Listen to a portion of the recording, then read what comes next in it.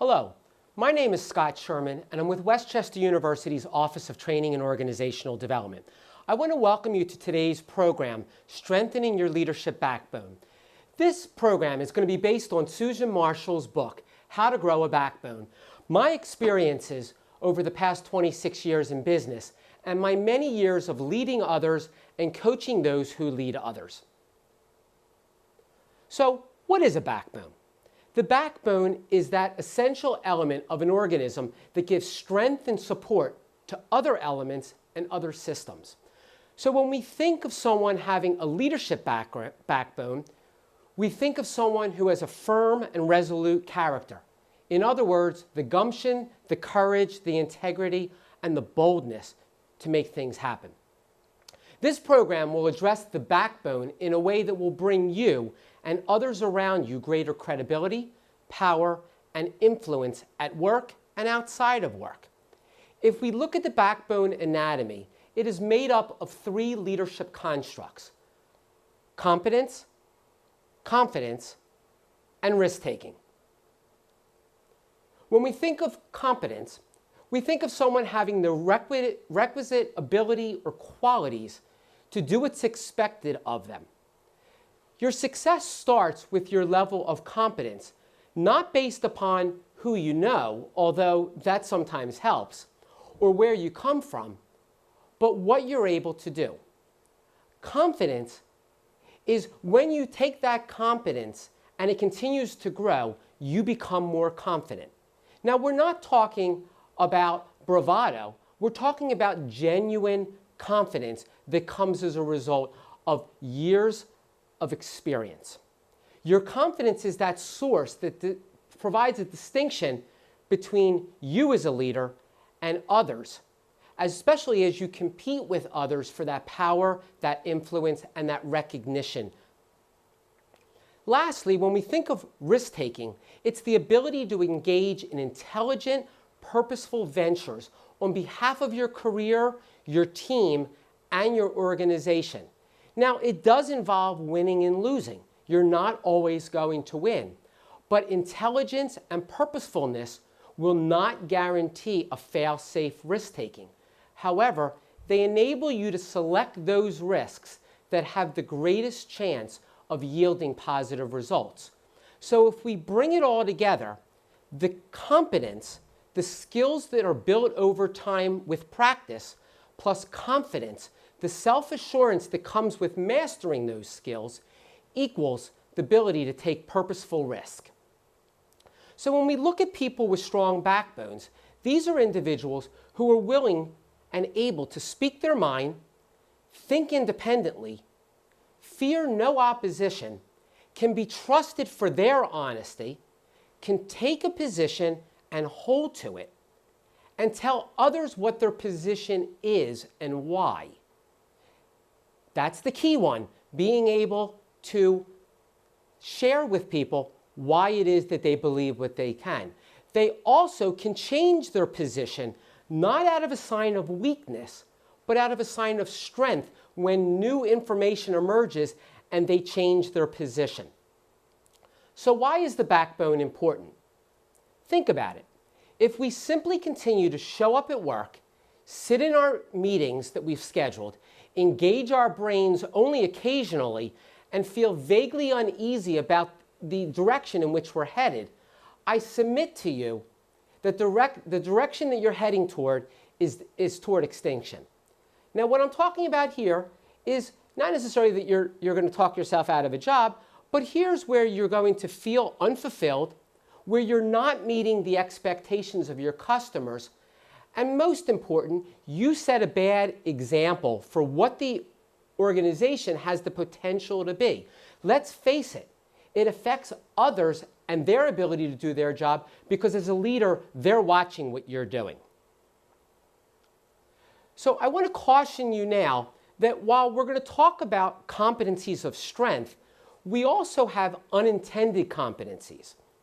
They flourish when we allow discussions to wander, decisions to waver, and nonsense to go unchallenged. I want to talk about several strategies that people sometimes find themselves doing that really hurt their competencies. First one is avoidance. If you skip through those tough conversations with a tough employee, or you hurry past them because you figure that way it will go away, then you're avoiding them. Shuffling the deck is when you avoid a problem by keep putting it to the bottom of the pile with the hopes that that pile will continue to grow, that it never comes back up. Marking time is when you take a decision and you put it off to the side with the hopes that it may burn itself out or go away on its own. And then lastly, rationalization, which is something that we often do, where we say we can't do something because we don't have the time, we don't have the resources, we don't have the staff. Instead of focusing on what we can do and what the gains would be, we focus on all the reasons why it won't work. So what I want you to think about is, what are some of the excuses that you've used or you've heard that hurt your competency and your confidence? Now what I'd like to do is shift to 10 strategies that will help you in your leadership role to strengthen your backbone. The first one is to get the big picture and to understand your network. Facebook and LinkedIn have done a great job of doing this, where you can go out and you can see who's part of your network. I want you to do the same thing. Who are the players in your network? You need to understand what makes them unique, and also what are their connections to you and to the rest of the group. And then lastly, how do they help you to be successful, and how can you support them in your leadership role to bring out the very best in them? By understanding that, it helps you to be more effective and helps to bring out the best within your team. The second strategy is to turn your meetings into discovery sessions. Let's face it, leaders often lessen their confidence and others' confidence in them based upon how they conduct and how they lead meetings. What I don't want you to do is waste your time hating meetings, as many do. I want you to fix them. I want you to set agendas. And where you're providing lots of information, that's not the time to use a meeting. You have other ways that you can provide them with information. Use those meetings to collect information, to do problem solving, to do decision making. You want to set time limits on topics and individual speakers. That way everyone has an opportunity to have a voice, and we don't have one or two individuals who tend to hijack the effectiveness of the meeting. On the same note, you want to fix the bad behaviors. When someone is acting out or not serving the group well, you either want to speak with them privately or help them to fix that behavior, or you might even need to go to the stage of changing the players that are part of this team. Also, you want to state the objective of each meeting and specify how you expect to accomplish it. At the end of the meeting, you want to summarize the meeting and recap what happened and who's expected to do what and by when. By looking at these factors, you increase your effectiveness as a leader, both to yourself as well as to others, because people will feel that you've made the best use of their time. Speaking of which, you want to be able to give people the resources that they need in order to be successful. Don't give them the answer. You want to tell them where to find that information, how to access it, and how to maximize it. If you give them the answer, then they're always going to be coming back to you instead of being empowered to do it on their own.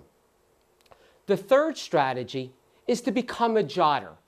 Even if you have somebody who's assigned to take meeting notes, I strongly encourage you to take your own notes in that meeting. Not only should you be taking your own notes, but you should be studying those notes. When auditory, intellectual, and motor skills combine, that learning certainly goes to a deeper level and lasts longer, according to experts. Also, you want to use those notes to refine that big picture piece.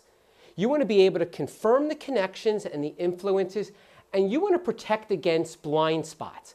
And what I mean by that is that by putting information down on paper, you can see what is the information you may have forgotten, what are some of the things that may have been decided that may not be serving the group, that once you go back and look at it in the bigger context, you understand that it may not be serving the group. And then lastly, and most important, you want to use those notes on an ongoing basis to refresh others' recollection. When you have the notes, you can recreate the discussions, the timelines, and even the factors that help to impact the situation and the decision. People who have that knowledge become people of influence and people of leadership. The fourth strategy is to use eyes wise. Let's face it, the eyes bring a lot of reality. So what do the eyes show you? When somebody doesn't look at you, they may be uncomfortable. If they're rolling their eyes during the meeting or during a session, they may be frustrated or be showing disagreement or maybe even disdain about what you're saying or what you're doing. You might also reveal sides or alliances or support just by the nod of a head, a raised eyebrow, or even a smile or some kind of a way of people recognizing and acknowledging you. And you might also see some opposition just by the jerking of a head, a frown, or even the chin toward the chest. But the important thing is not only to look at those eyes, but to look at what the eyes are really telling us. So those with a backbone won't overreact to those gestures. When they notice them, they'll watch for other signals that might be a way of interpreting what's going on. Those without a backbone will immediately wonder what they did wrong or what they need to do to make amends. Those without a backbone will look around quickly or not at all or study the ceiling. If they do look around, their eyes might dash around the room looking for agreement or disagreement. Whereas someone with a backbone has the confidence where they'll pan the room slowly and may lock briefly on someone who may be nodding or giving you some kind of a feedback. Their eyes are clear and calm and they don't overreact to it. Strategy number 5, you want to expand and contract. Your thinking needs to change in order for you to be effective with a backbone as a leader. You want to use tools that you have available to you. Brainstorming and mind mapping are two very powerful tools for getting ideas out there. Also, we tend to focus in on the operational goals that have been set up for our area. And we kind of get caught in that trap where we're not being strategic and we're not even being tactical. You want to make sure that you invest the time to be able to strategize, plan, and create. Either you as a leader or you with your team, you want to make sure that you invest that time so you're not always doing what you're doing, so you can reach your fullest potential. The last thing related to this is I want you to organize on your own health. We want you to strengthen that backbone. And the way you can strengthen your backbone is improving on those competencies by developing the skills, whether it's maximizing the performance evaluation process, taking programs on communication or emotional intelligence, dealing with difficult employees. All these are strategies that will strengthen your backbone and, more important, will increase your credibility with others around you. The sixth strategy is to associate on purpose. People with a backbone will listen to others and know why they like what they like. They know that others have different perspectives and that others will judge them. They're okay with that. They know how to face up to disagreement and disapproval. And in fact, in many cases, they'll welcome it because sometimes it is that disapproval that will challenge the group, that might take the group even in a better direction. And yet, they know who they are, and others know who they are and what to expect from them. They're consistent in their honesty, their trustworthiness, their thoughtfulness, and the other competencies that make them an effective leader.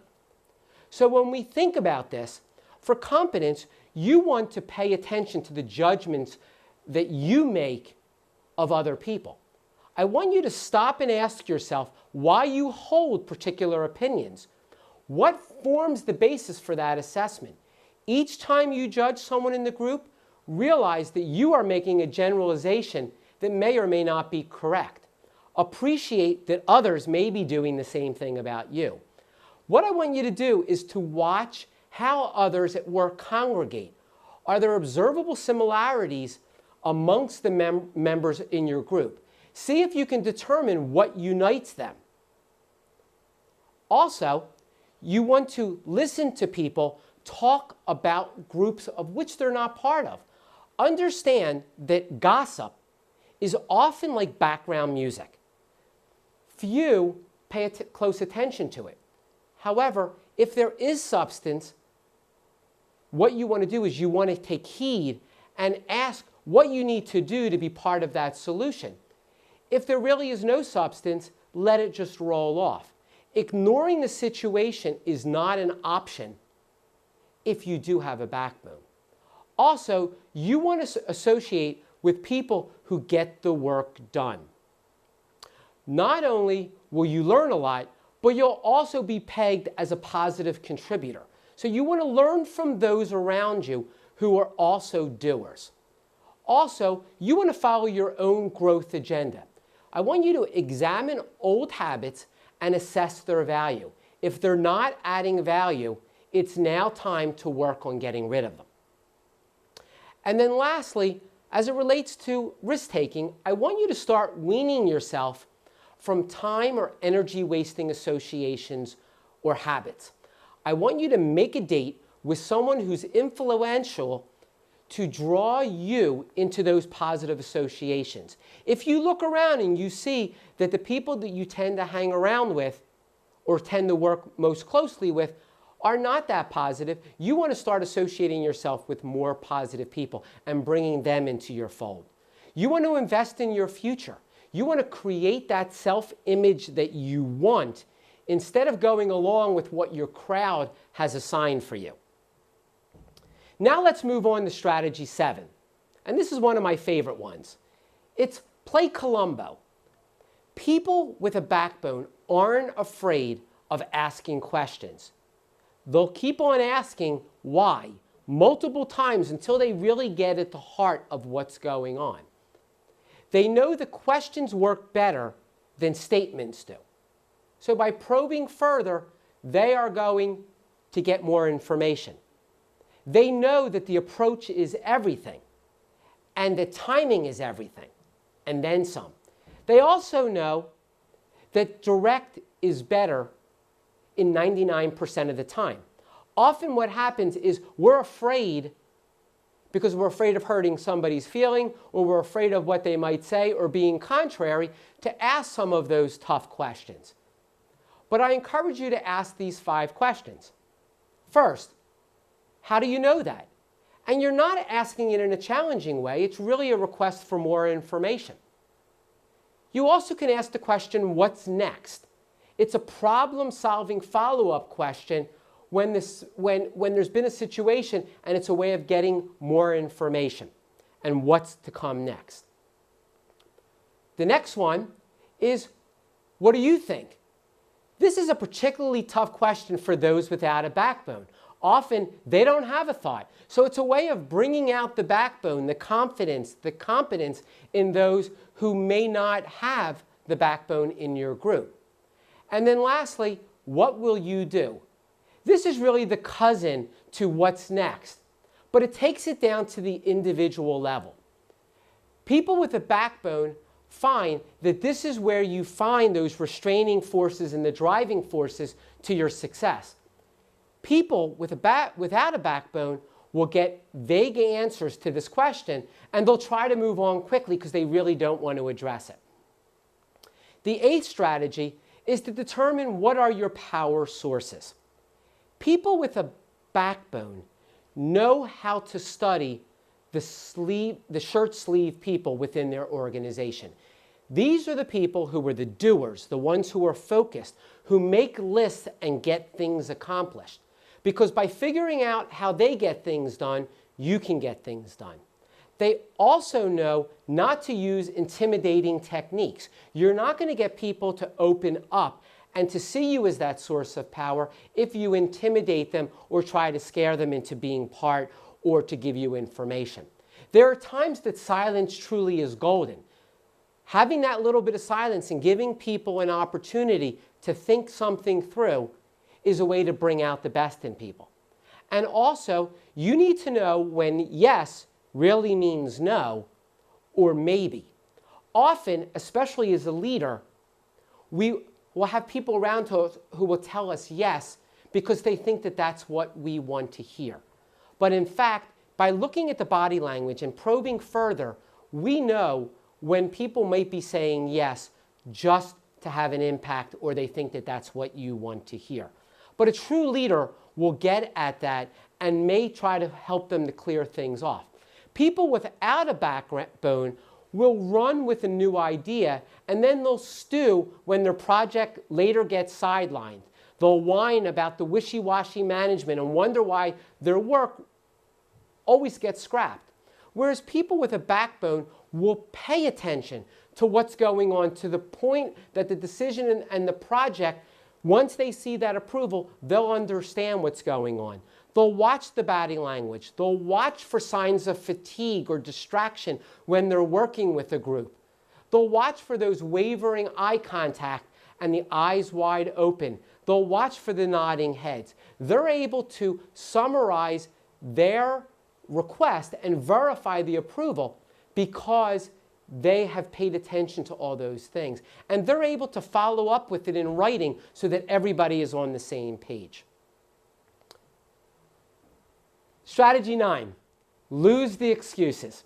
We know that it's in any organization we have lots of people who will come up with lots of excuses.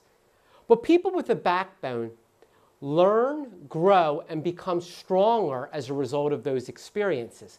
They will appreciate all the learning even if something doesn't come to fruition. They become smarter, they become savvier. They also seek opportunities for further learning regardless of who gets credit at the end of the day when that project is done. They don't label it as betrayal. Instead, they'll label it as a profitable learning experience. Whereas people without a backbone, they'll whine about how they were used and discarded. They'll resent the time and the energy that they spent only to have someone else get the credit or the recognition or to see something that's sitting on the shelf. They also, as a result, will waste even more time, energy, and attention feeling awful about what happened. And what will happen is others around them will see that. They'll also allow themselves to be stymied by it. So what they'll do is they'll take that situation and they'll say, well, why should I try it again when I'm only going to get shut down? Instead of learning from that situation. Remember, others will mirror your behaviors and your reactions. So you want to strategize and act like that person who has the backbone. We're recognizing that things don't always the way we want them to go. And then lastly, strategy 10. You need to decide what you think and say so. So as we put all this together, people with a backbone won't wonder about what they think. They know because they've used everything that we've talked about now to build that competence, to build the confidence, and to be able to take those risks. They don't know how they feel at the moment, but they're willing to determine what they think and share what they think. They don't ask other people to tell them what they should be thinking. While it's okay to ask others for their opinions, they don't always use that as the basis for the decision. They're willing to make their own decision based upon what they know. And they don't read a paper to see what they should think. They decide what they think. So this is really your time to shine. People with a backbone will lay out what they think in an unambiguous terms, and they'll share it with others. They're happy to share it with others. They say it plainly, why they want to do something, and what the benefit of that is going to be. And then they take the action in the direction that they choose. They also don't get rattled if they have to change course, but in doing so, they achieve the goal that they want to do. So what I want you to think about now is what would happen if everybody on your team or in your organization had the backbone and act with that confidence, that confidence and that risk-taking.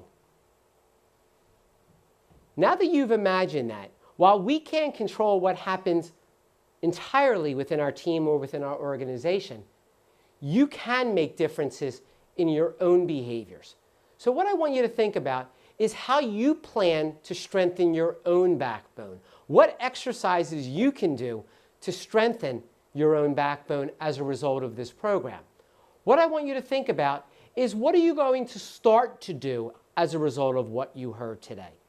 What are the things that you heard that may not be serving you well that you want to stop doing going forward? And then lastly, what are the things that you heard today that you are already doing that you want to continue doing going forward? In closing, toward yours and other leaders' success, I want you to remember that Westchester University's Office of Training and Organizational Development is here to support you. Use the information that you've used today, and we are here to support you and your team or department so that everybody can strengthen their backbone. Thank you.